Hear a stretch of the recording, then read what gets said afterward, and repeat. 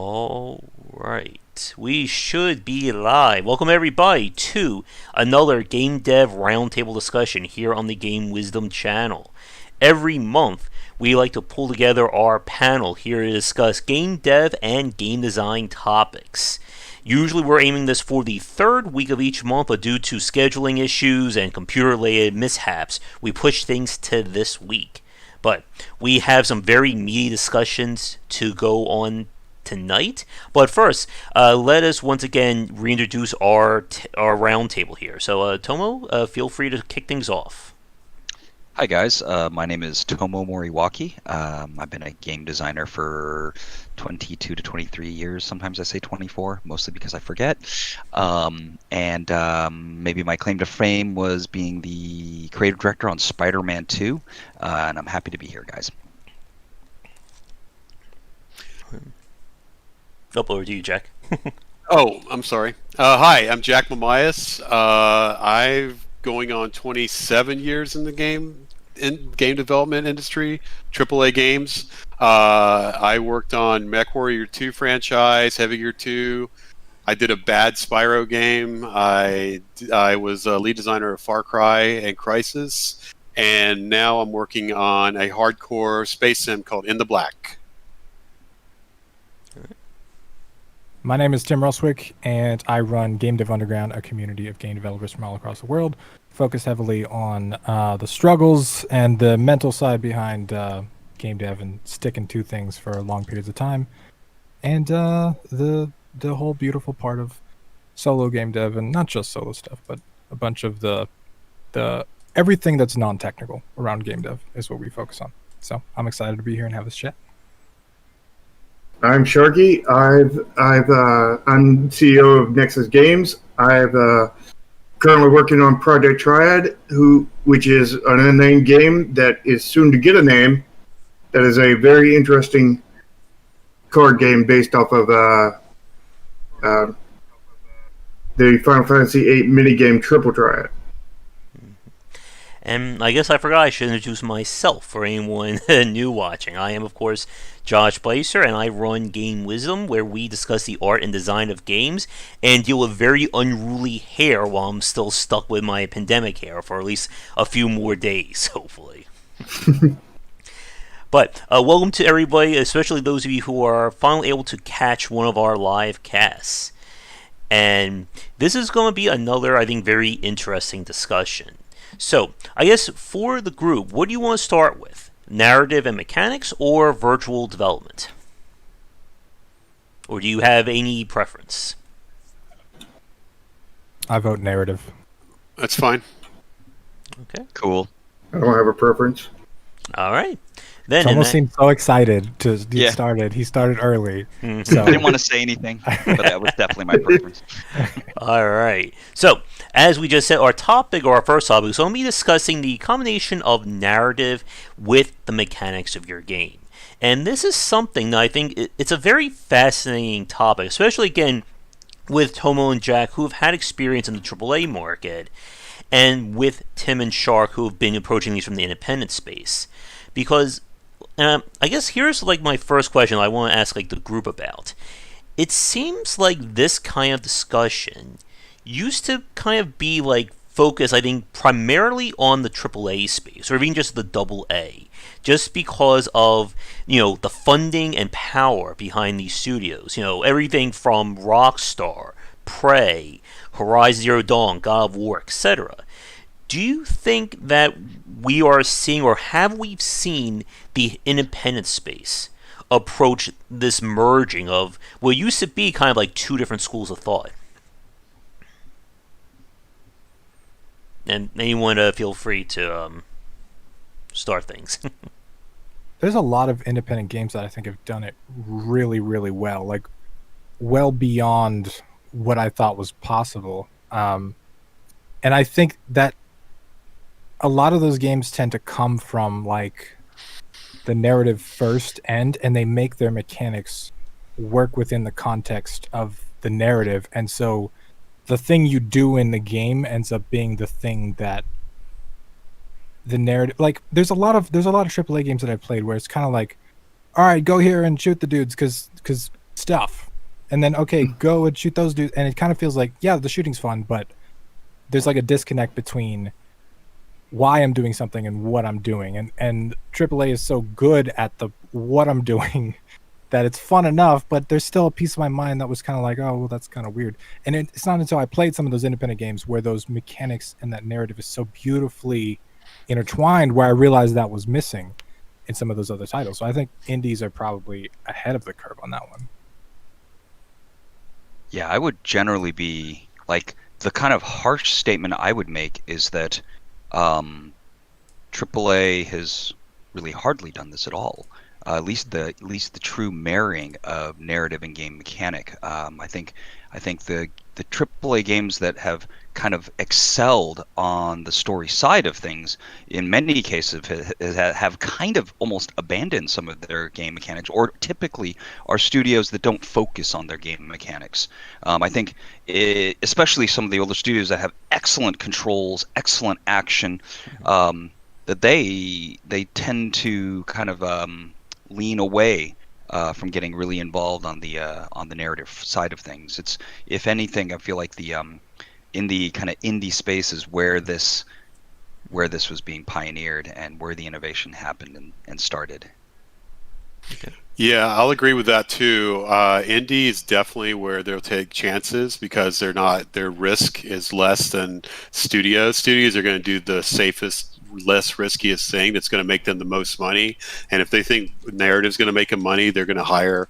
I mean, the quality obviously in AAA is much higher because the people they have on Call of Duty are movie people that are the best in the business, and the stuff is amazing and emotional, and it definitely kicks indie's butt as far as quality is concerned. But I'm agree with you guys that indie is where they experiment. I don't know, is Darkest Dungeon a AAA or an indie game? I'm playing that now, and that would be indie. Yeah. that has got the coolest story that is so bizarre, and the way they present it is so procedural but still awesome. It's just it's head and shoulders above what you would see in indie games. So definitely, that's where I see it going. There's so many things, like you're talking about narrative and just marrying of all that. I feel like Darkest Dungeon is one of those games that when you explain like, oh, you're a dude in a dungeon, you have to like fight these dudes. It's like, okay, that sounds like 10,000 games. But then you look at the execution of how they did that, and the narrator and the colors and the way that the comment is just, there's so much there in the execution of that really makes that world feel alive.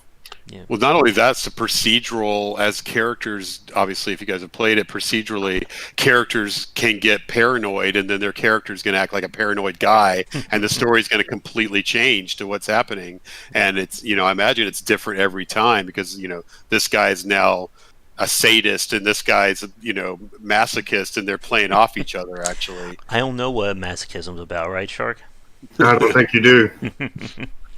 And But I want to throw it to you, Shark. what I like is when I've seen several indie, well, not a lot of indies, but I've seen some indies out there that not only combine the narrative and this, and the mechanics, but they also combine the music and like everything. Everything just meshes together, like on some of the games out there, and those I think really deserve a special place. Yeah. And Well, oh, go ahead, Toma. Oh, I was just going to say, like, in the time I spent developing larger games for bigger companies on big teams, to some extent, the shape of the game is already determined. A marketing department may end up dictating the constraints of the game, and you really can't break too far out from your kind of conventional shooter or your third-person action adventure game. That stuff's kind of set in stone, and you honestly don't want to get too crazy on those fronts because you got a whole lot of people and a whole lot of money. Taking a big risk is very dangerous. I mean, when we did Spider-Man 2. All of the King's men and all the King's horses were crapping their pants that we were going to go open world, and you know what? If I was them and I could go back in time, I probably would have stopped me, because it was crazy. It was a humongous risk. to develop the open world city in Spider-Man 2 took like 75% of the development time. So if we got it wrong, we didn't have time to try again. All these, like, this idea, like, if you're going to move a mountain, you got to plan it very carefully, and you can't really play it fast and loose. But in my other experiences of working on smaller games, you're doing a lot of experimentation. You're trying things out. And so I think it's kind of like it's where indies are where it can happen and where it should happen. Well, also a lot of indie games are slow boil games, so they are done when they're done, and they don't have a marketing and advertising schedule that they have to meet. So they're kind of deciding when it comes out, as opposed to the head of, I know at Activision, the PR guy is the one who decided when the game came out, not the game director. And that was they were, this is when it's got to be, and if it's not there, you need to start cutting. Where an indie game, they can just hold it as long as they want to, or stay in early release forever and hone it, which is certainly going to help the stories a lot better, because you're going to lock down story a lot sooner when you're making AAA. Because certainly, if you're doing something for Call of Duty, you're going to do a huge, you're going to have to do a huge production pass on the story, and you're going to have to do lip sync and animation, and it's got to be super high quality. So that stuff's got to be locked down, way before alpha. Basically, probably like 2 or 3 months into when the game is starting to go into production. As the indie games might be doing that stuff up to the last minute. Yeah. And to be fair, I do remember doing a bunch of stuff last minute still. I was working on my game till like 4 hours to launch, because I launched on itch and I could literally release anything. Yeah, it's pretty bad. I made sure that my game was actually done before I even announced the third release date, because I told them there would be no more delays. And we'll see how quite like about my can here. Probably won't be. There we go. No, But- very quiet. Yeah. But getting back to Darkest Dungeon, like, somebody came onto my chat last night asking me about how would you define the archetype for a modded character based on the narrative. And I thought that it's like very serendipitous that we just decided to bring up Darkest Dungeon as our first example, because it is very much a game whose narrative and design are intertwined. Again, as Jack said, like, this is a game where the whole idea is that your heroes are not infallible. They're going to go insane. They may, rise up. And those things are both treated as narrative, by their dialogue and their whatever they say, and then by the gameplay of how those things are then interpreted. Like, when you take the, what was his, not the Flagellant? No, I think it'll be him. The guy who becomes a religious fever, or he becomes a fanatic. When he takes enough damage, he all of a sudden just starts like saying stuff like, more blood for me, or pain is good, and then he attacks an ally, or he may just attack an enemy, and like this kind of stuff, it sounds, I think, easier than it is in practice to do. And I have a AAA example that I want to bring up in the next minute or so, but I guess like with something like with Darkest Dungeon, or with like indie games in general, I think from what you guys were saying, it is such an interesting case, because an indie developer can certainly pivot. They can certainly spend as much or as little time with something as they can. And I think like one of my first examples, I'm not sure how good or bad this would be something like To the Moon. If you remember that game from, I think it's got to be at least 10 years old by now. I don't remember that one. I remember it, but I didn't care for it, so I didn't play very much. To the Oh yeah, Moon, that's a cute game. That's a pretty cute 2011. game. Wow. 2011. I know So a it's lot of been people about really 10 love years. it. Mm-hmm. Yeah, and it is, and I think that's always been one of the interesting parts, because it is considered interactive storytelling, and it's an adventure game. And normally when we talk about games that combine narrative mechanics, they're usually part of the adventure genre. They have some kind of adventure aspects to them. Even something like Outlast, which was more of a stealth adventure game, combined the whole, first-person viewpoint with your camera, and then that became just an integral part of it. But I guess, like, in terms of, like, when we talk about pure action, or games that are more player-driven, Can anyone think of good examples of games that have done a job of managing narrative and mechanics? Well, I don't know. That's a tricky question, because if you're trying to integrate them, the idea is, in my mind, that the game's rules are built fundamentally for this particular game's story. And so in some ways, like, you get some of the kind of, I think To the Moon probably counts to some extent, and maybe games like What Remains of Edith Finch. Let's say they didn't do any additional changes to the functionality of the, let's say, player characters' interactions with the world, and they were still able to tell a very good story. In fact, the elements of those games are good, and the story is good. But then think about all the extra work they did to make that specific story kind of come to life. And then both those games kind of bend their genre or bend the kind of core expectations about their game's design and what the player's agency over the game, and that it happens to be in excellent alignment with the specific story that's being told. And so it's like that integration of same old game, new story, change same old game to meet the needs of new story. Like in the context of Darkest Dungeon in particular, it's like this way to create a dark psychological element to the kind of continuum of the game, and have players choices kind of dictate the outcomes through that mechanism, right? That their insanity is something you have to manage, and that it's something that emerges over the course of the game, and it happens to be in good alignment with the kind of roguelike elements of the game. I think that's where we're seeing the innovation on that indie side of things, because they have that. Well, in some cases, they're not. I think what's partially to blame is that they're not us old school console devs, because us old school console devs were. We didn't have that luxury. We already, like, by the time the early 2000s roll around, I mean, I think, Jack probably remembers just before this all happened where genres kind of became the thing. But about the time that happened in the early 2000s, you no longer have that choice. You're going to make mechanics based on their ability to kind of be bullet points on the back of a box.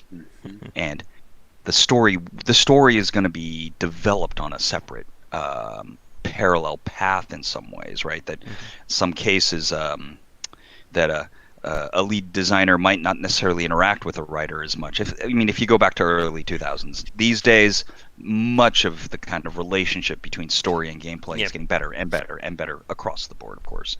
And we take Last of Us 2 has to come up, right? I mean, there's talk about a high quality narrative experience.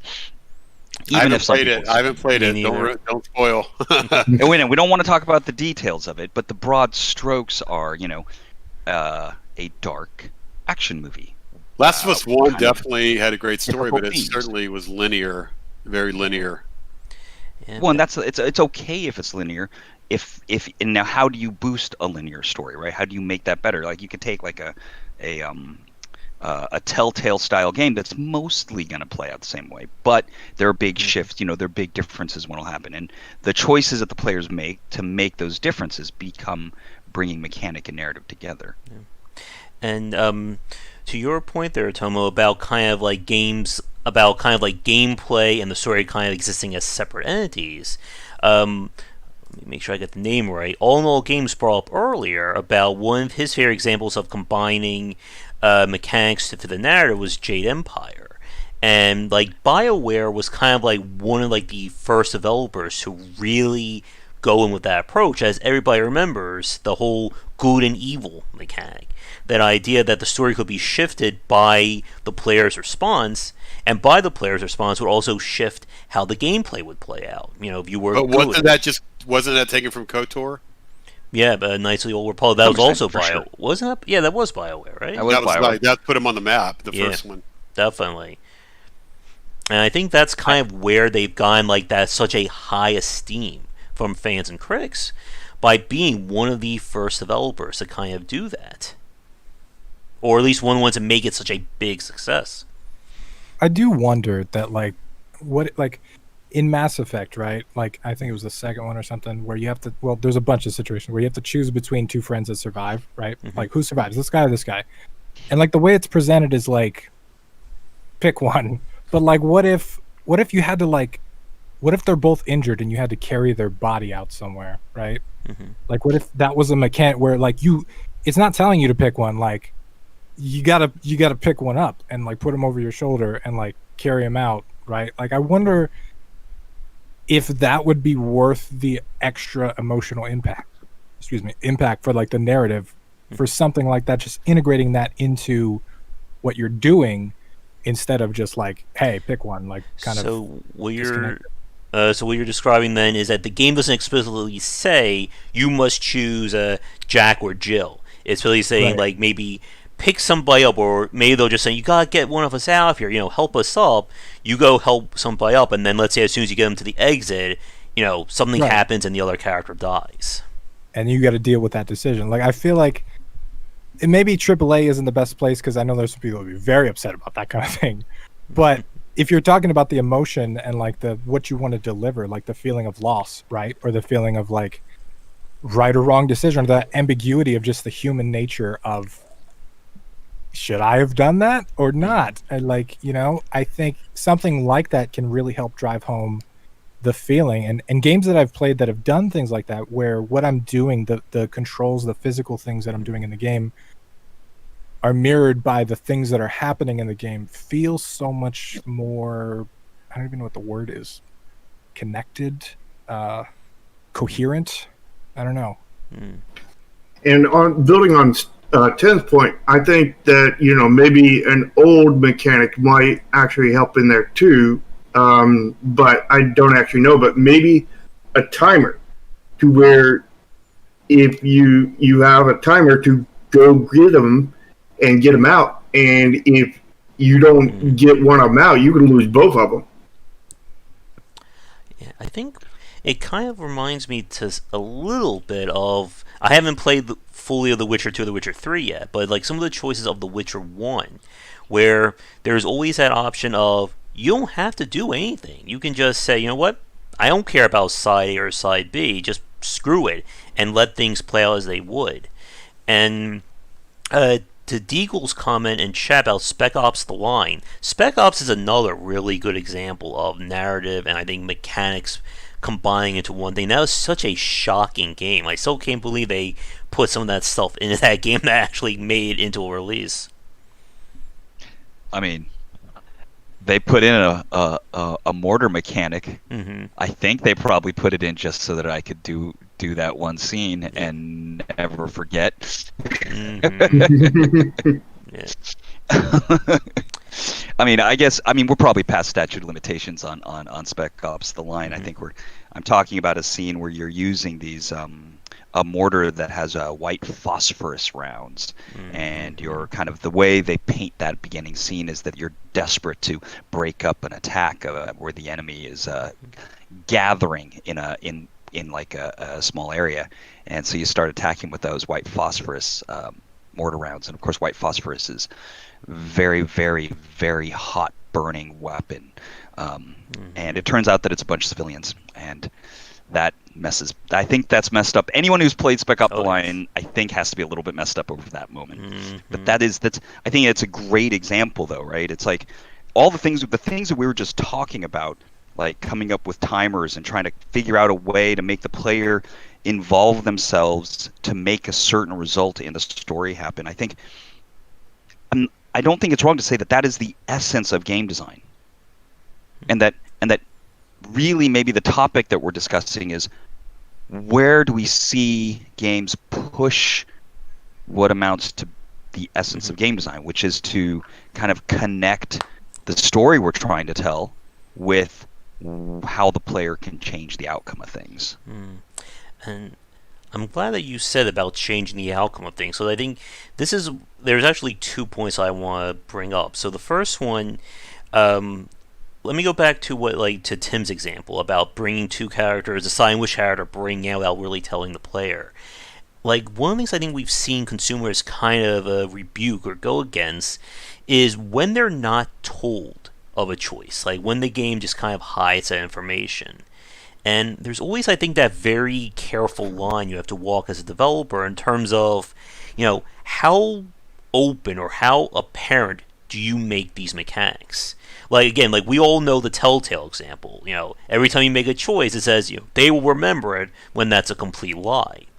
And then, like, going back to the Mass Effect point, everyone remembers the whole controversy surrounding the Mass Effect 3 ending. That, everyone complained, why aren't all my choices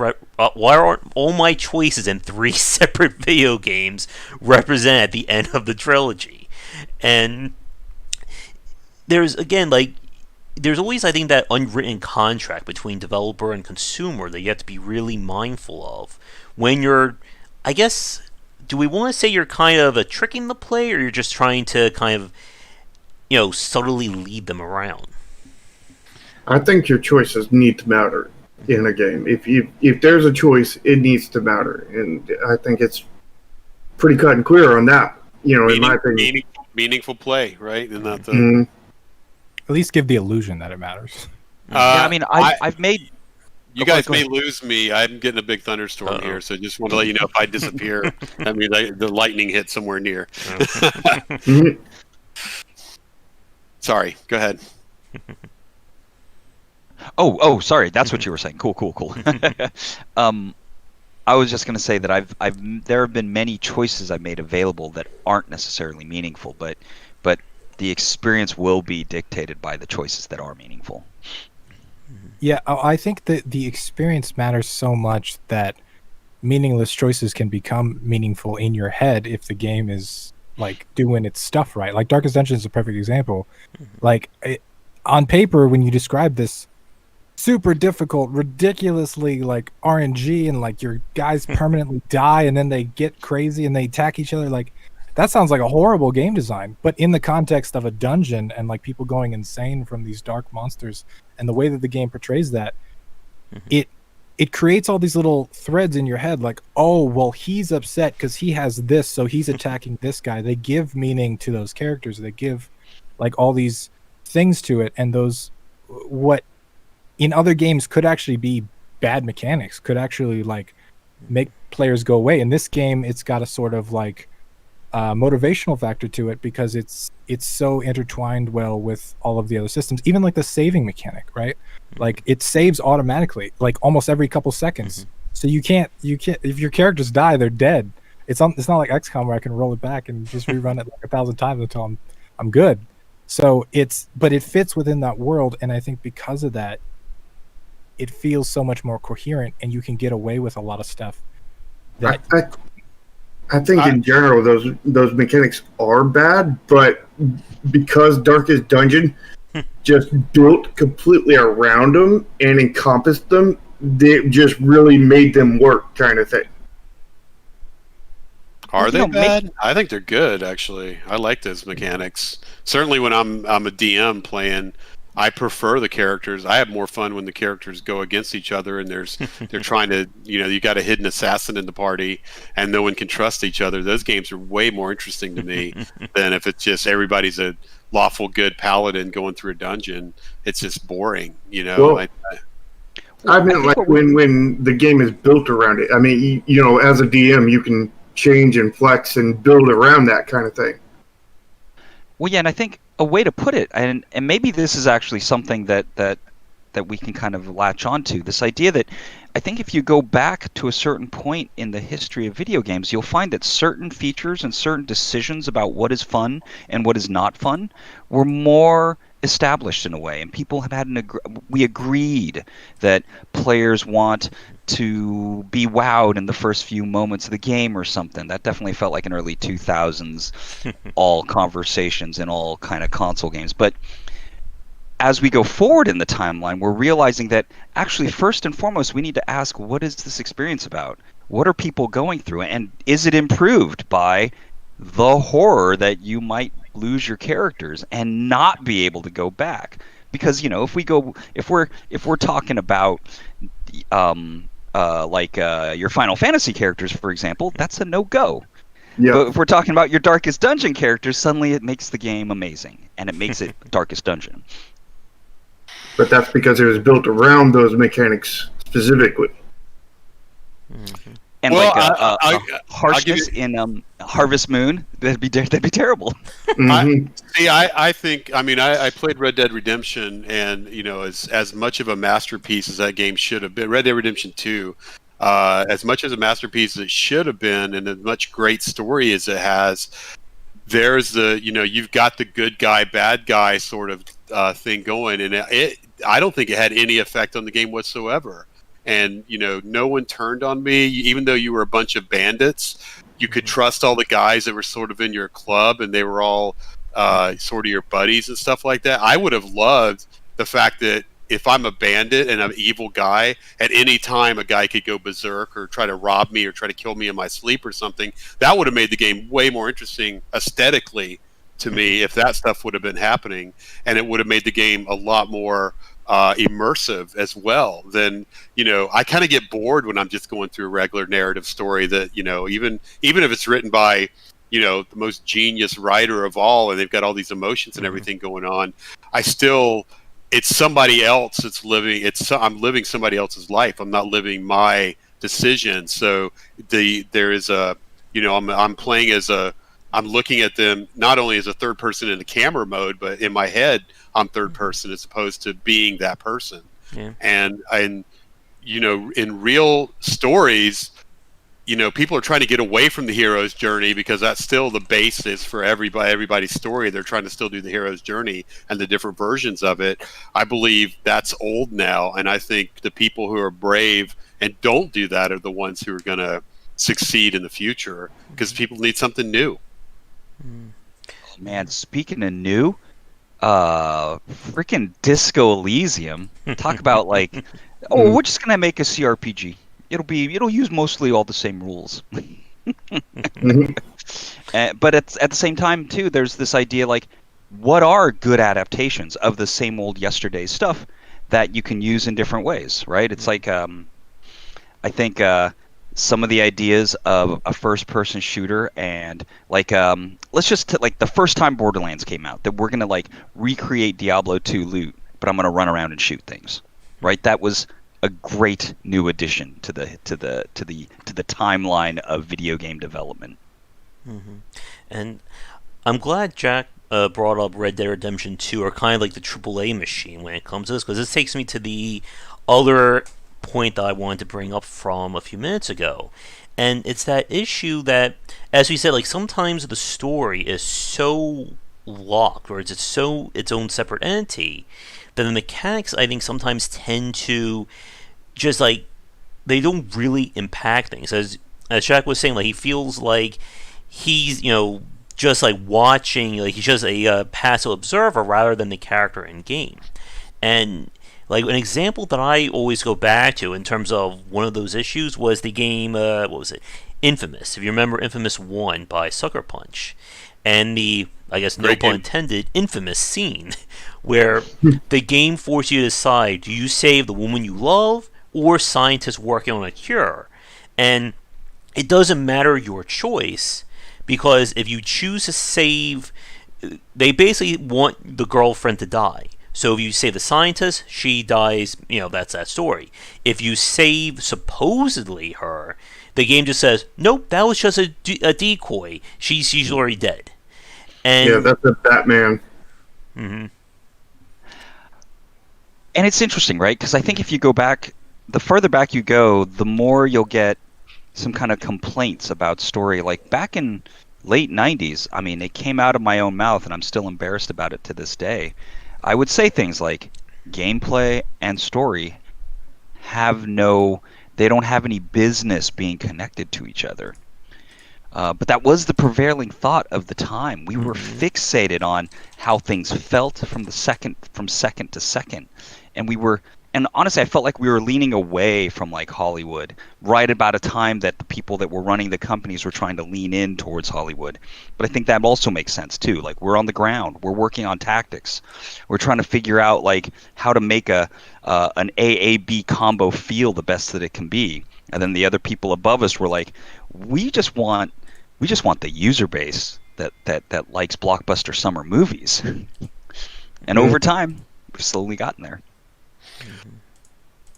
But that isn't that what killed Hollywood in a way? Is like, I mean, Hollywood is, I mean, now it's really dead, but it's been declining. Like every year, it declines in ticket sales because people just seen it all. They've seen every story. You know, they've experienced every emotion, and it's just nothing new. And it's, you know, the only thing they can put out are these tentpole movies now.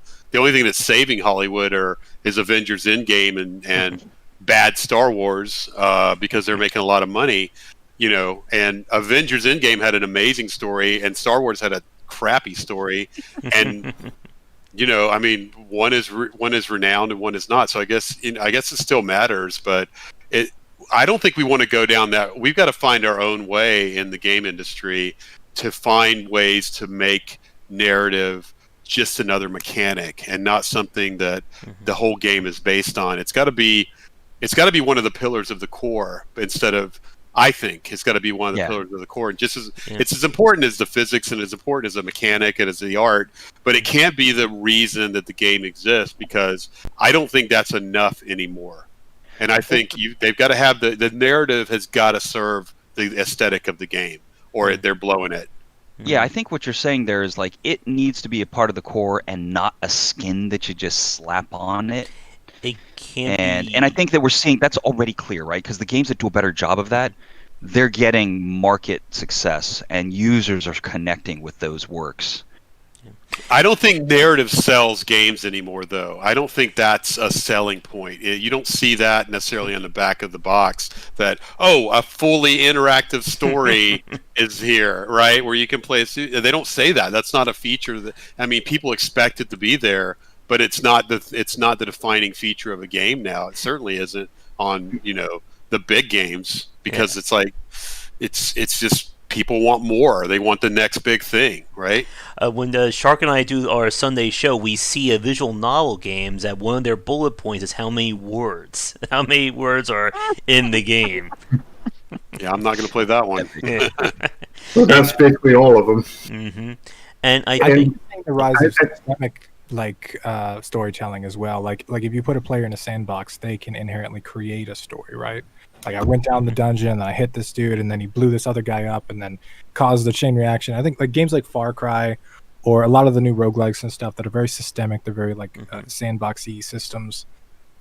We're seeing that generate player stories, and I think what's cool about those versus like narrative is like we are seeing the rise of like Twitch and YouTube, right? Like that stuff's not going away.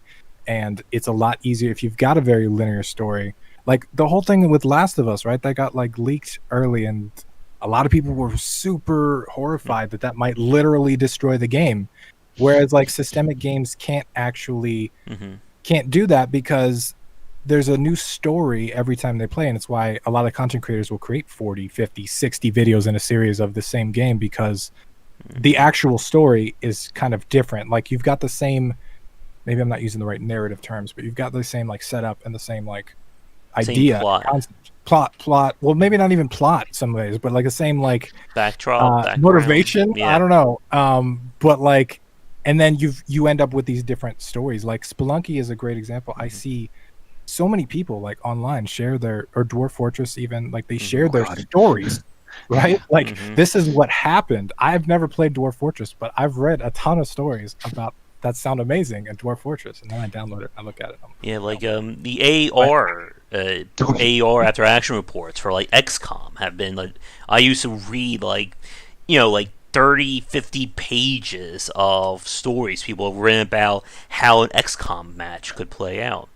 Right. And like as Tim said, like those kinds of systemic games that really focus on kind of the player controlling what is happening really do like open themselves up to like these massive very personalized story experiences.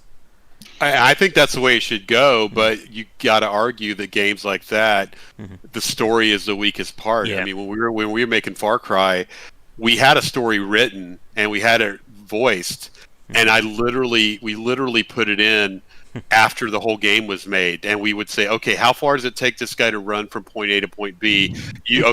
Cut this out of the script and put that much in there. Right, because they won't step on it. They won't, and the lines we cut millions. We cut half the story when we put it in the game, and we just crammed it in in the middle of gameplay. Yeah. And but certainly that didn't win awards for story. I mean, it was a goofy story, and but people didn't care because they felt that they were creating the experience. So you kind of, if you it's like crowdsourcing. You let them do it, it's going to be better. Wikipedia is better than an encyclopedia because a million people are writing it, right? Just like games are better when the players are creating it, I feel. Yeah. Nothing against Call of Duty. I mean, it's a masterpiece, but as soon as you play it, if you have to go to a save game, you're absolutely bored when you have to play a section over, because it's going to play out almost exactly the same way, and all the cool stuff is gone. Yeah. But arguably, if you made a movie about that story as opposed to a movie about the Far Cry story, Call of Duty is going to be a million times better and a million times more emotional. But I don't think it's as good as an experience because you're not crafting it and it's not you. Yeah. Well, I mean, I don't think there has to be a difference between an experience. I mean, the story and the like, we're kind of describing these two things as different, and they both still carry a lot of story. It's just that when a story is specific, it's not as replayable, right? You don't have as much. You have to now increase the quality of the story by a large amount. That specific story needs to be very compelling in order for it to support a linear one-time through sort of storytelling experience. And then these games like Dwarf Fortress, although I think extremely complex systems games, because Epic Tavern is like that, so we love studying this stuff, there is something that's special that goes on there. In fact, a story can be nearly awful. It can be ridiculous. It can totally suck as long as it's your story. Right? When player agency determines all of the features of a story through kind of systemic emergent results, now every single thing that ever happened was entirely because of me, and now it feels very special. And even if it's kind of awful, it's still kind of cool to me. Whereas Telltale games, obviously totally the opposite, right? That they're going to put a lot of energy into creating very much like carefully built roads of character development over the course of time, and you're buying the game because you're going to walk that path. And to a large extent, same with Last of Us 2. But that's every multiplayer game ever. You're making your own story, Yeah. right? Because there is virtually no story in most multiplayer games, and and it's going to change every time.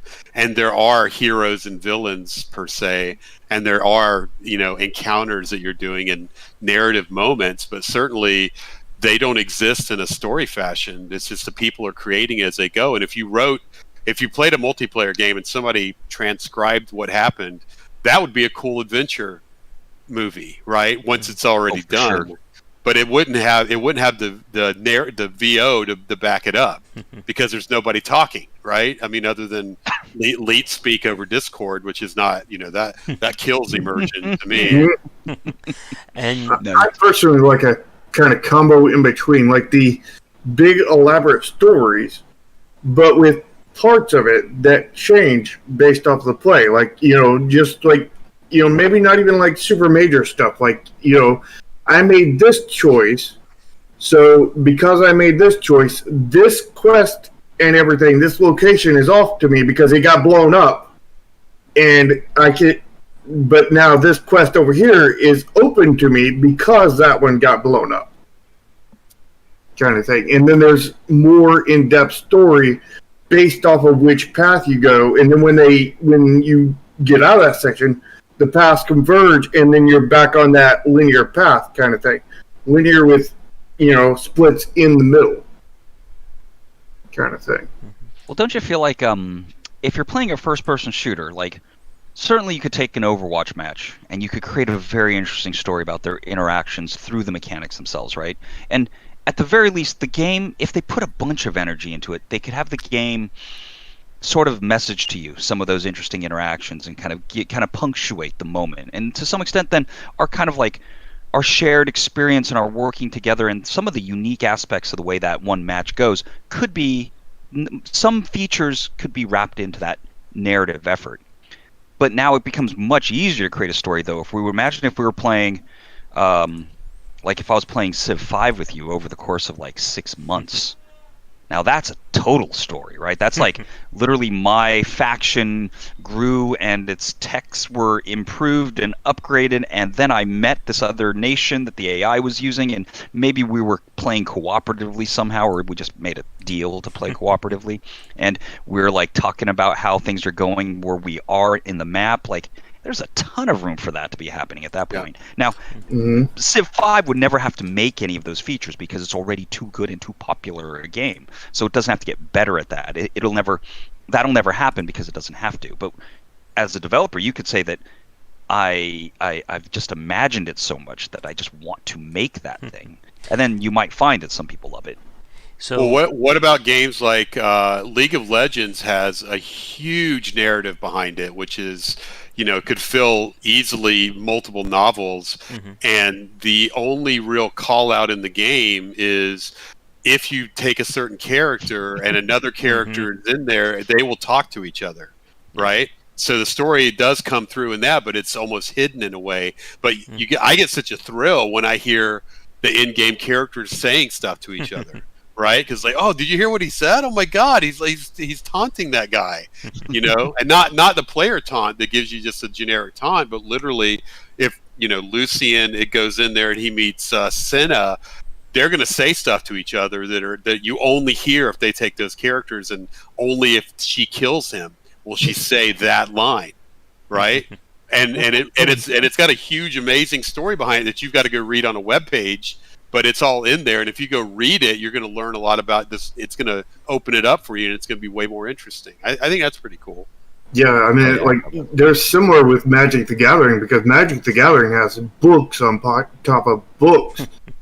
They have like a whole entire library of story for Magic the Gathering, but you rarely even see anything relative to that story in the actual game, and besides the little quotes on the bottom of cards and such, and that's how they get the story across, are those quotes, right? And that's what makes the cards valuable in a certain way. Is this guy says this little line only on this card, and you kind of view a little bit of his character by reading the line, which is obviously the story is written outside the game. But in a way, you're living the story because you're reading that line, or you're hearing these characters talk to each other and do stuff. So you kind of get a little bit of the best of both worlds. Yeah, I just feel like they could have done better. I've never felt like a mage fighting another mage while playing Magic the Gathering, But well, you're the Planeswalker. Am I the odd man out? The Pokemon, the card game, I felt like a Pokemon master. That's true. Because I think the game does a better job of conveying the world of Pokemon into the mechanics that you play, like the fact you got to play energy on people, the fact that you've got like these trainers that are doing things and they help Pokemon, like all of this stuff. I feel like, and maybe I'm the odd man out, but Magic is fun. I like it, but I feel like a dude playing a card game. Whereas, like, Pokemon, I see what you're saying. You know what I mean? It feels more but then again, Pokemon is always the same. It's always trainer versus trainer, and it's always the same scenario where Magic is telling this epic freaking story, of magic and fantasy coming together, and it's like those are encounters between wizards that are happening, like in the world. There's wizards tapping mana and sending troops against other mana, but it's not like an arena based thing like Pokemon. So Pokemon has a easier construct to present with that. I agree with both of you, but like I think that Magic doesn't go far enough. Because with Tim, like I agree that I don't feel like that mage kind of thing. Like, I know there's all the story and everything. I know there's these little clips on the bottom, but usually I'm focused on strategy and everything, and all of that just generally just flies past me, and I'm just focused on the game. Where I haven't played the Pokemon game, but like I can picture playing it, and I can picture really getting into it. But again, like Jack said, they have a very kind of very small window that they have to kind of portray, kind of thing, making it far easier to get that point across.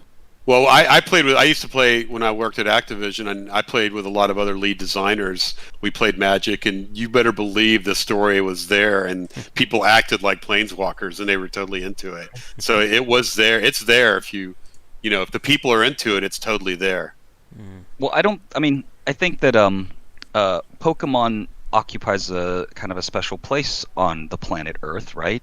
It is only the largest intellectual property ever. Only. And I think that leads us into something about the like very old history of video game development, is that Nintendo has been building games that very elegantly connect many things together all at once, right? High quality gameplay mechanics from an action standpoint, perfectly threaded into the story experience they're trying to tell, as well as all these other kind of longer term reward and incentive mechanics that all just, it's like it just fits together like perfectly like Tetris pieces. And it's, it's never wrong to look back at early Nintendo and draw lessons about game design. Yeah, Nintendo's been on their ball for most of the time, except for when it comes to advertising the Wii U. Or mobile. Dude.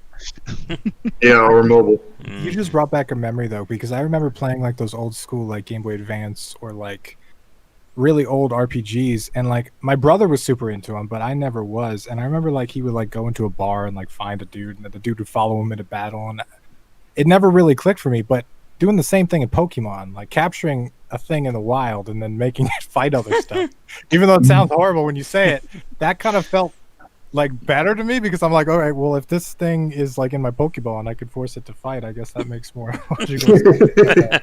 Some dude in the bar is following me to battle. They've also got a cartoon Pokemon that really has strong narrative, and if you've seen that, you kind of know the characters already. Where Magic, they don't have that same. They've got novels that are impossible to read, but they don't have that narrative, and everybody's seeing the Pokemon cartoon and Ash and Misty and Brock, and you can feel that. I'd say arguably the same thing as Yu-Gi-Oh is the same thing. Is you know those characters and you know what they say and you know what they do because you've seen them do it in the story. It kind of draws parallels to Warhammer. Like Warhammer has such an extensive lore and all that, but very little of that seems to be conveyed in the video games.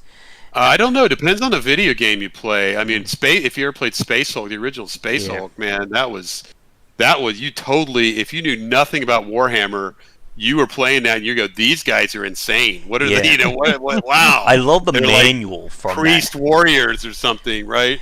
I mean, they're like religion is their war. That is so cool. Yeah, I had talking about the old PC game. Dawn of War actually had a lot of cool story in it too, even though that was just a tactical. An RTT that had a lot of story in it too, and the characters they did, they had in between and even in the game they would have a lot of story stuff happening, and it's really strong. And there's never been a Warhammer cartoon per se that you can draw from. I mean, it's still based on a strategic tabletop game, and even though there are books written, those books are so weird that it's hard to tie them into the games and stuff like that. Wasn't Warhammer the franchise that like I remember reading something about some franchise that got just shopped around to a bunch of people, and a bunch of different developers had licenses, and they were all kind of disjointed. In the last 5 years, more games for Warhammer have come out than the entire history of time that came before it. I think Blizzard was working on a Warhammer game, and they somehow got pushed off it. I don't know if it's because they dropped it or Warhammer dropped it, but they just took every single element for Warhammer and put it out and just took the name off. And somehow got away with it. Same with Warhammer 40K and StarCraft. I mean, that is Warhammer. StarCraft is Warhammer, and it's just, I mean, it's lifted. And what's interesting is, I think that their lore and their kind of backstories do have so many parallels, right? Like the history of the World of Warcraft universe has a lot of similar elements that you'd see in like a 40K universe's story. But a lot of that stuff isn't known to players, right? Because so many of the Warhammer games, like there is no Warhammer, like Games Workshop, they never made a game. I mean, they never made a video game, right? They've only licensed it to others, so it was always up to those others. Now, to be fair, you get Relic to do something, it turns out pretty good. But not everyone gets to be so lucky. As I just want to do a quick pause here, we are just about hitting an hour in terms of this topic, so I don't think we'll have enough time to go into a second topic. We want to keep this about an hour and 15, if that still works for everybody. So, yeah, that works. one thing I wanted to bring in the chat, because this comment came up and it was actually something that I wanted to discuss to a point that was brought up earlier. Apox Zeta wanted to ask, what did you think of Dark Sector?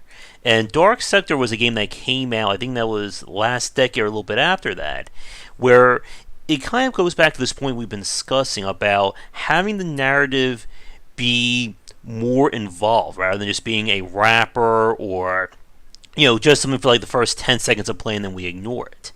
And the thing that I remember the most from Dark Sector was that the main character was supposed to be born with a condition that he didn't feel pain. And like for like the first like 5-10 minutes of the game, there were no colors. It was supposed to represent him not feeling anything. And then all of a sudden he gets whatever, the armor or the virus, and then he can feel pain again. And then that whole story beat just, completely fades away. And it reminds me, what was the other game I was thinking of? Dark Sector. I just had it. Actually, I think it reminds me a little bit of something like even like Tomb Raider or the Tomb Raider reboot, where story is Lara Croft. She's alone on a desert island, fearing for her life. Hunted by creatures. She's scared. Then you start playing the game and she's running around with an assault rifle, leaping off of cliffs, stabbing people in the neck. She turned, like, one cutscene, she's crying and, she can't deal with it. 5 seconds later, she's Rambo coming out from, like, under an underbrush and, like, slit somebody's throat. And you have that issue, again, of where the narrative is simply there just to set up the game. And then we never hear from it ever again, unless, for a 10-second cutscene. This brings up the kind of academic term, ludonarrative dissonance. I know every developer loves to hear that. Actually, I feel like those of us that started making games and never went to school for it, that we had to actually overcome our distaste for the academic terms. And I'm well beyond that, by the way. I think that it is great. It is a great word because it describes something so prevalent in games, right? Where when what you do and the story do not gel well, and you can't help but feel it, and it does get in the way a little bit. Because, like, for example, Serious Sam's story, on the other hand, it doesn't get in the way of killing thousands of bad guys at all, right? It's perfectly in alignment. All you hear are guys without heads somehow holding bombs, screaming, and it shakes you to the core. Yep. And you can hear that from like 50 miles away, just like very quietly. I still remember my tactic where I'd whip the mouse a little bit so I could get a better idea of where they're coming from. Makes it easy. I never played Dark Sector. I can't comment on it, unfortunately. I'm looking it up on Wikipedia now, and I did not play that game. Me neither. I didn't play it either. Oh, I just remember the example I want to bring up. The Surge. The first game of The Surge also had that plot point of the main character is in a wheelchair. He is handicapped. I don't think he can walk at all. And it starts off, it sounds like it's going to be a very interesting story, and then we never hear anything about it ever again once he gets his MacGuffin mech suit that gets drilled into him. Yeah, because they needed to have a scene, right, where Don Cheadle goes, canopy, canopy, canopy, or else you would never have remembered. Interesting. Now, I think it's easy. Sometimes, and I've been in the room where we do this, right, where we're like, that's a great idea for an origin. Yeah, let's do that. And then part of the reason why it doesn't come up for the rest of the game is because we're so caught up in the kind of the action sequence of the game that we never get back to the story, right? And was never, like, at the time, it was never our forte. It wasn't our expertise, and we weren't bringing that point of view into the development of the game. I mean, even in the context of Spider-Man 2, it's like we got story guidance from the movie. We got story guide. We would always get permission to make calls on the story, and because of that kind of cumbersome communication pipeline, we just did a lot of things that didn't have story because it was hard or complicated, and we really didn't understand it that well anyway.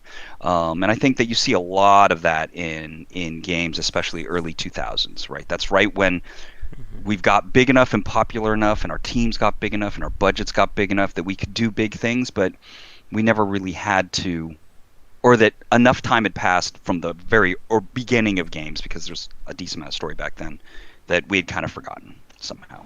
So then, Tomo, does that mean that your team didn't have like dedicated writers back then? I guess. Well, we had a senior design. One of the four, we had there were 3 senior designers, and one of the 3 senior designers was the writer, and he was very interested in the story. And we let any of his we thought we were being so open-minded by letting him have a lot of agency over how the game would go, because if he wasn't our friend, we'd just be jerks to him.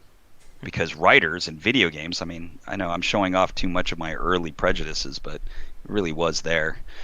Nowadays, I'm with you, man. I was never a fan of working with outside writers on games, because they would try to make it like a game instead of the story, and it would be. And I worked with some pretty big ones. I'm not going to say their names. I mean, shockingly big ones. And the stories they came back with were like, "What is this shit?" I mean, it's like because they try to make it like a game, right? They're like they would try to create game scenarios. And we weren't paying them to create game scenarios. We were paying them to develop characters and story and stuff like that. But they couldn't get it, and they certainly can't deal with non-linear. I mean, that is just beyond them. It's like it hurts them. It's definitely a different skill, because I think you have to have some sort of experience, at least even playing games or something, to just understand the concept of how it all works. I'm actually in the opposite position right now. I've got a strategy game that is mechanically exactly like I want it to, but I have no idea why you're fighting a bunch of units on a chessboard. So I'm trying to figure that out, and tying that together is rough, man. And then it is. We're talking about the story that just gets slapped on, and I do that and it seems worse. And I'm just like, well, it's better with no story than just a slapped on. So I'm trying to integrate it, and I'm trying to, even with the unit design, I'm trying to add story to individual unit. That's why I brought up the topic, because I'm struggling with it right now. It's not easy. But it can be as simple as the pigs have stolen our eggs. It can. That's true. I think, honestly, my current story is that an intergalactic space clown kidnaps you and forces you to fight for his pleasure. And it works. Sounds like a good start. It works. So I just gotta work out the details, and we're good. But lots of circus metaphors. It kind of when you got to get the character from Ragnarok who was running the planet, Grandmaster. Yeah, that actor's the best. Whatever Jeff Goldblum. Jeff Goldblum should be the one who's having you fight for his pleasure. Yeah, and I think it's a very interesting aside. We've seen especially in the mobile space, that kind of story. Somebody forces everybody to fight. Seems to be the most popular narrative for all these IP driven games. There's 2 or 3 different Marvel games that all have that same plot in one way or the other. So and so is making the Marvel heroes fight. So and so wants the Marvel heroes to fight. Guess what? The Marvel heroes are forced to fight again. That just seems to be now. Here's 27 gotcha boxes. Well, it's hard, right? And it's easy to just slap that on top. And I think when you've got 10,000 other things to worry about, especially in a game, right? You can't ship a game with bugs. You can't ship. Well, everybody ships a game with bugs. You can't ship a game with game-breaking bugs. And that kind of thing. Some of that stuff can fall by the wayside. And the problem is there are very mechanically interested people that if your tester pool happens to be made up of mechanically interested people, they're never going to say anything at all about your story. They'll just be like, yeah, this game's awesome. And you don't get that kind of feedback that you're missing that part. So there's all kinds of overlap between audience types, and then there's all kinds of things to focus on. It's really easy for something like story to just kind of not get the focus it needs. There's something very interesting about Monster Train. I know Shark and I have certainly played. Have you guys had a chance to see that one yet? I've watched Monster Train? That's a card game? It's a deck-building roguelike. It's very similar to Slay the Spire. Matter of fact, the developer behind Slay the Spire has his hands in it, in the development. Nice, okay. And the reason why I brought it up is that the game has, the story of the game, once again, is set up just to be that excuse. You are demons from hell trying to reignite hell. That story is mentioned in the opening cutscene. and then very little of that story becomes part of the gameplay, with one exception. Every card in the game has a ridiculous amount of lore. There's at least I think like 3 or 4 paragraphs describing the character, what this means, what it all did. That is all hidden behind like the UI. Like the game will not show you that lore unless you explicitly tell it to show it. And Interesting. It's that case like what Tim is saying, that for somebody who's mechanically driven, they don't care at all about, why Fiery Imp, has multi-strike, or why, this ice spell hits 3 enemies instead of 2. All they literally see, it's all that mechanic driven. And I think, again, there's that very interesting point about what does the audience expect out of these games. And that's another big thing about narrative design that, again, like we could spend another hour or two we get on this topic about, the consumer's role in that story, or the consumer's opinion. Because like we've said, some consumers will spend hours building characters, units, figurines, whatever. Other people like myself, again, I've said this before, my character creation is, does my character have brown hair and brown eyes? Yes, we're done. Throw a random name, that's my created character for this game. I don't know, you went farther into it with XCOM. To some extent. I at least try to be at least somewhat creative, or I have people submit names like I did with Darkest Dungeon. It's interesting to me. Like, I remember when I saw Monster Train, I was like, simultaneously, my head was like, that sounds like a horrible story idea. Bunch of monsters on a train.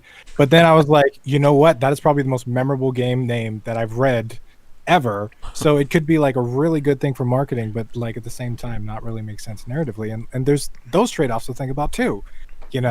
Like if we do some crazy stuff and we name this something really interesting and we have a hook based on that thing, is that better than actually making a cohesive story? Because one of them may possibly attract more people. You know what I mean? So it's like the statement I would make is, how is that not a cohesive story then at that point, right? It's the assumption that the story has to meet the same needs as the other stories we've experienced. It only needs to meet its needs. And that's the craziness of video games, is that sometimes the narrative needs might be 100% alien. I mean, I kind of want to go back to that Angry Birds. It's like it's got enough narrative that the most successful cartoon, animated movie ever, probably, except for Disney Pixar stuff, I guess, or just the most successful cartoon animated movie of the last year, I guess, is Angry Birds. And is that actually true? I thought I heard that. I'm not sure. Is that successful? I don't know. Oh my God, yeah, they did well. And it's like, well, the thing is, all of this IP stuff relating to Angry Birds did well, but it's because of the promoting of it. But that's the thing, is one of the nice things about Angry Birds' story is that it's pretty straightforward. It ain't any more than the pig stole our eggs. And then you have their spin-offs where you are the pigs. Yeah. Or it's Star Wars, or it's something else. When I think children's cartoons, I think you find a lot of stories that are basically half of a sentence, and and it works for them because of their gimmick or whatever their approach is. Go ahead, Sean. Josh. Yep, and I think, again, like when we talk about that, again, like there's another topic about when we start translating stories from one medium to the next. I think it goes back to what like Jack and Tim were saying, that you can, like, asking a writer to write a story for a non-linear experience is a completely different challenge and skill set compared to writing, something that says this story will take place across exactly a 90-minute film, or 4 episodes of a show. And it's such a very like interesting aspect when we talk about game development. Because like another game, like we brought up a Dwarf Fortress and XCOM earlier, like stuff like Factorio, or again like any game that is very much about, here's the player, put them in a space, go, do whatever the hell you want, and let them be, again, the architect and the author of their own story. Yeah, I think for interactive stories, and I think for really, really impactful stories, you need not to be working with an outside writer, but be working with the inside writer that is a part of the development team, that is in the right in the weeds kind of thing with everybody else. So they actually know what's going on, and they work with everybody else in tandem to create that story. Rather than having somebody from the outside just, oh, here's a story I made up. Good luck putting it into a game. Sounds like a really hard job. Yeah. I'm struggling with it. As a time check, we are just about approaching an hour and 15. I have one final point I want to ask, and then that will be mine, and then I'll throw it around to you guys. One game, when we talk about games that combine narrative and mechanics together really well, there's one studio that always has to come in these conversations, and that is the guys behind This War of Mine, Frostpunk. I think are they Deck 13? Is that the developer? I'm sure. Frostpunk, developer 11-Bit Studios. I'm sorry. And like for them, they have been like probably one of the more standout examples of this idea of, we're going to make you live this brutal world, and you are going to do that in this game. Like, there is nothing feels out of place in the narrative, or nothing feels out of place in the mechanics that the narrative doesn't explicitly kind of infer or, force that on you. Like in Frostpunk, you are supposed to be very much, impartial. You don't care about your people, you care about completing the goal. So, like when you hear like the emotional violin music play, and it's supposed to be saying, you see like a child stand there, it's like, yeah, that child's going to work in the mines, because we need that +3 resources now or this mission ends. Hey, I heard that Poland, did you see that story about Poland making This War of Mine required reading for students? Mm-hmm. So that is my brother lives there. My brother lives there, and I haven't heard about that. So that is my final point, because for once, I don't want to be the guy that is the reason why we're here for an extra 30 minutes, so I will throw it around to the table. Do you have any final thoughts on our topic for tonight? I'll go, I guess. Yeah, go for it. I gotta say that I think the topic is really deeply foundational to what we do. That with a little bit of exploration, you realize that the idea of narrative exists in everything we're doing. It's just at different time scales. And I think maybe in this particular case, we were maybe focusing a little bit more on the longer time scale and what the larger story is. But like in recent times, I feel like my entire thesis on what game design is involves knowing the story you want to tell and creating mechanics that allow players to influence outcomes that are in the context of that story. Yeah. Cool. Let's see. What can I say? I feel stories are crucial to games. They are needed to build character and needed to provide motivation and needed for emotional support.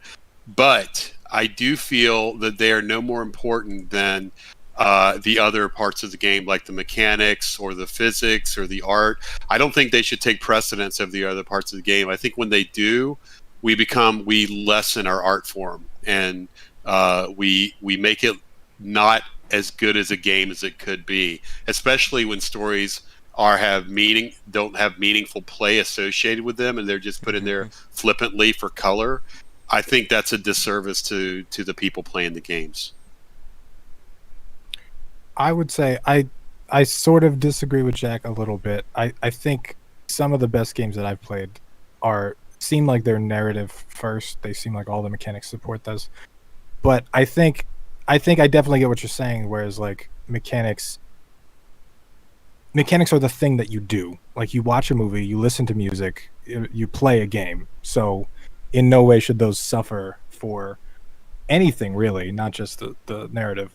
And I think that the best games that I want to, or the games that I try to make as a developer are games that are fun to play, but also have this cohesive double-sidedness to them, where they kind of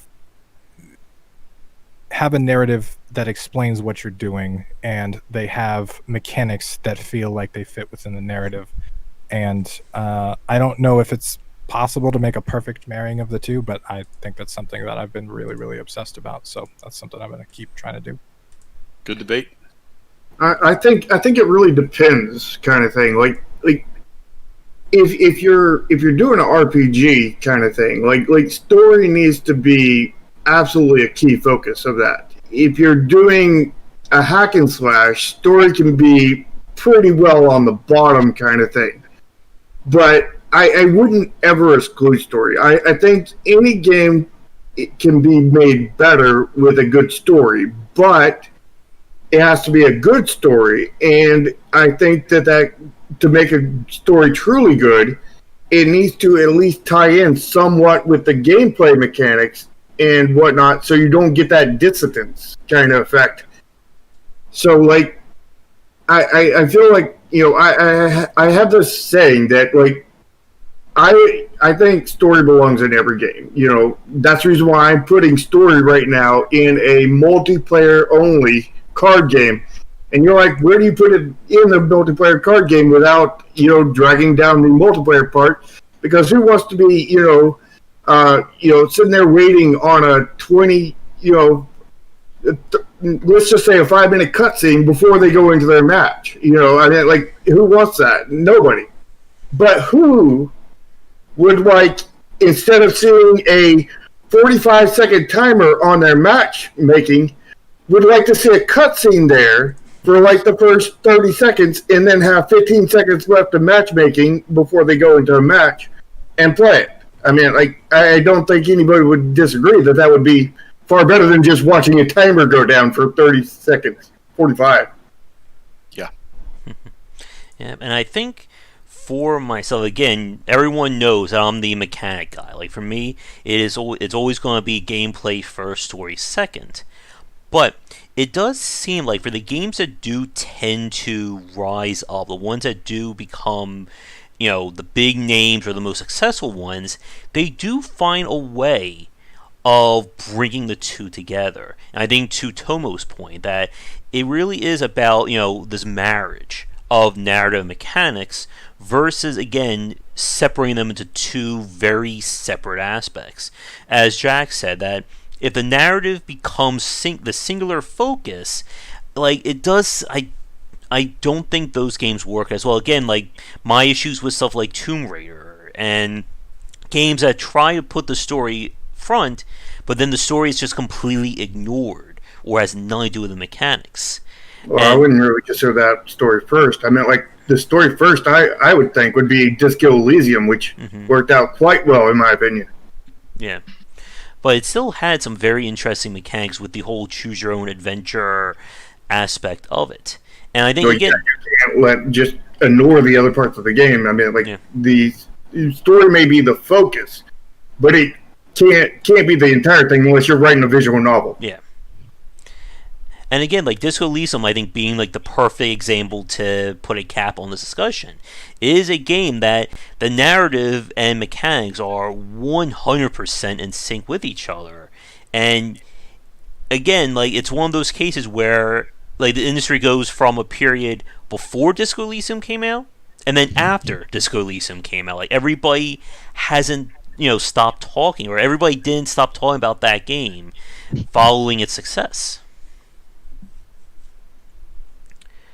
But I think with that, let us wrap things up. I think doing, like, a single topic may be kind of, like, better for keeping these things structured.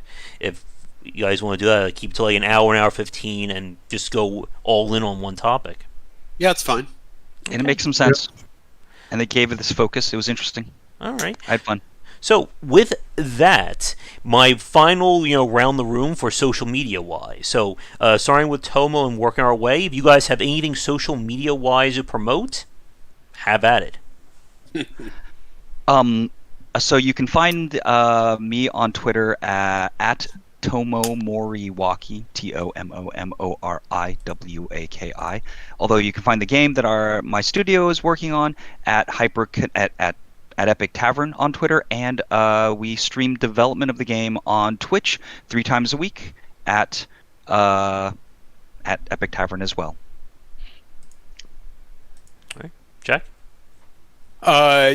You can basically come look at our webpage, www.impellerstudios.com, and come see the information about In the Black. We are trying to get an early release out for this summer, so we definitely will need players. So if you guys have a chance, come over and check it out, and be ready to play the game when it comes out. You can find me on Twitter at Tim Roswick or on twitch.tv/Tim Roswick, and on YouTube, Gamedev Underground. And that's it. I want to hang out with y'all. You can find me on Twitter at Nexus Games INC1. You can find me on Discord at a link that Josh will have in the recorded version. And we're going to hopefully be playtesting Project Triad, our story infused card game. Hopefully here July 4th. So join the Discord and come in for that. Hopefully. All right, and I am, of course, right here on the Game Wisdom channel. You can find me on Twitter at GW Bycer. We have our Discord down below, and I am currently taking on the task of writing not one but two different books on game design. I have my first book number 3 going to be about roguelike design. That is going to be due at the publisher at the end of August, and then early next year will be horror design.